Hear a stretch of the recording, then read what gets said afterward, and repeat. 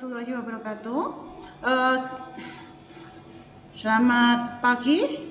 Pertemuan kali ini kita lanjutkan materi yang kemarin ya. Jadi sekarang saya menjelaskan tentang teori produksi. Jadi mungkin bagi Anda masalah teori produksi Anda juga dulu pernah menempuhnya waktu Anda di semester 1 di mikro ya. Tetapi di dalam teori produksi yang akan kita bahas di sini yaitu nanti kita akan hubungkan di dalam teori produksi ini adalah dengan nilai efisiensi. Teori produksi itu adalah merupakan suatu kegiatan produksi ya, kegiatan produksi dan adanya transformasi atau mengubah faktor produksi menjadi barang produksi atau suatu proses dengan masukan. Tentunya di sini adanya input ya, sumber bahan-bahan baku yang akan kamu gunakan, bagaimana akan menjadi suatu output, memiliki nilai lebih. Di dalam teori produksi, kita harus berupaya untuk mencapai suatu efisiensi produksi.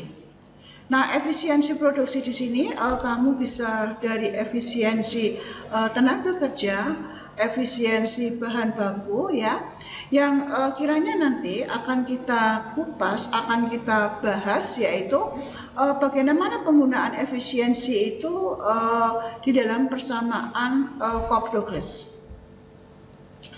Jadi dalam membicarakan fungsi produksi di sini, kamu harus tahu persis bahwa input apa yang akan kamu gunakan, kemudian kamu akan menghasilkan apa, ya, kemudian seberapa besar efisiensi yang kamu lakukan. Tentunya di dalam di dalam proses produksi di situ ada jangka pendek, ya, kemudian juga ada jangka panjang. Di mana di dalam jangka pendek biasanya nanti kamu akan menunjukkan jumlah barang produksi tergantung pada jumlah faktor produksi yang digunakan. Biasanya di sini kemampuan Anda untuk mengubah suatu barang itu adalah sangat kecil. Di dalam jangka pendek itu pada umumnya itu akan diketahui dalam bentuk persamaan bahwa Q itu adalah merupakan fungsi K dan L. K di sini adalah menunjukkan capital ya, sedangkan L itu adalah menunjukkan tenaga kerja. Sedangkan F di sini itu menunjukkan hubungan fungsional antara jumlah barang yang dihasilkan yaitu adalah Q dan jumlah capital ya, dan maupun jumlah tenaga kerja yang nantinya akan membentuk fungsi produksi dalam bentuk linear. Bila kita hubungkan dengan adanya hukum tentang the law of the diminishing return di sini, Anda akan mengetahui adanya jangka produksi. Nah, jangka produksi di sini nanti Anda akan bisa memperoleh gambaran adanya tahapan-tahapan produksi ya, karena di dalam fungsi produksi itu dibagi adanya tahapan, tahap pertama, tahap kedua, dan tahap ketiga. Mana tingkat efisiensi itu terjadi ya. Jadi Anda akan melihat kurva marginal ya, produk marginal, di mana produk marginal itu merupakan tambahan produk total yang disebabkan adanya tambahan satu satuan faktor produksi tenaga kerja yang dapat kita lihat di sini bahwa MPL itu sama dengan delta TPL dan delta L ya. MP itu adalah produk marginal karena di sini L yaitu leverage ya, kemudian TP itu total produk juga tenaga kerja, dan delta itu adalah perubahan. Nah, tadi kita ada gambaran, ini adalah tahapan di dalam proses produksi, dan di sini juga lah akan dikenal adanya the law of the diminishing return. Di sini juga lah nanti Anda akan tahu tingkat efisiensi yang terjadi. Ya, perpotongan antara APL dan MPL akan menjadikan pemisahan garis antara tahap kedua dan tahap ketiga, atau tahap pertama dan tahap 1, karena di sini tahap ketiga itu adalah tahap di mana sudah mengalami kejenuhan di dalam suatu produk. Sehingga kejenuhan di dalam suatu produk di sini membutuhkan adanya tingkat inovasi yang akan Anda bangun.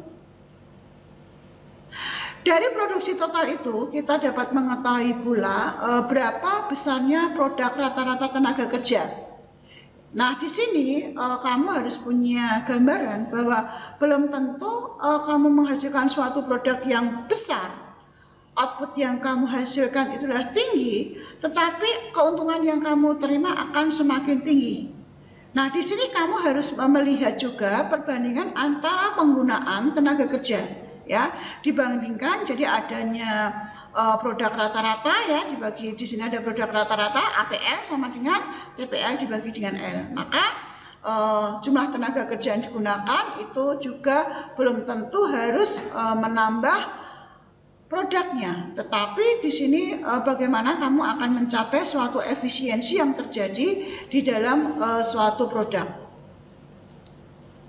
Kemudian di dalam teori produksi di sini yang perlu digarisbawahi yaitu bahwa di dalam teori produksi ini kita juga bisa juga dapat digunakan untuk meningkatkan atau menentukan kepekaan terhadap suatu barang.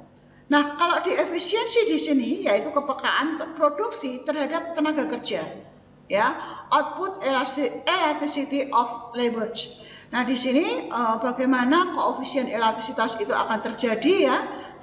Anda bisa mempelajari rumus yang tersedia di sini. Kemudian silakan Anda pelajari juga bagaimana hubungan antara produk rata-rata, produk marginal maupun produk total yang ada. Nah, biasanya seperti yang tadi saya katakan, tahapan-tahapan produksi itu akan menjadikan suatu gambaran yang jelas di mana letak efisiensi produk itu akan tercapai. Kemudian Anda bisa melihat jangka waktu panjang. Jangka tadi kita jelaskan jangka pendek. Nah, jangka waktu panjang di sini adalah Anda harus mengetahui apa itu isu produk. Jadi isoproduk itu merupakan kurva yang merupakan tempat kedudukan suatu titik yang menunjukkan kombinasi dua faktor guna menghasilkan tingkat produksi yang sama. Jadi apapun produk Anda yang kamu hasilkan, kemudian kamu mencampurkan input yang ada, kedua input tadi yang akan dihasilkan di dalam suatu isu produk itu memiliki tingkat produk yang sama. Di dalam isu kuant di sini ya, isu produk tadi Anda bisa melihat bukan salah satu faktor produksi yang memiliki potensi yang besar atau memiliki kontribusi produk yang bahan baku yang tinggi dia akan memiliki nilai yang lebih, tidak, tetapi mereka memiliki jumlah nilai yang sama. Nah, Anda bisa mempelajari lebih lanjut ke modul yang tersedia. Silakan Anda pelajari sehingga kedewanan pemahaman Anda akan lebih jelas. Terima kasih. Assalamualaikum warahmatullahi wabarakatuh.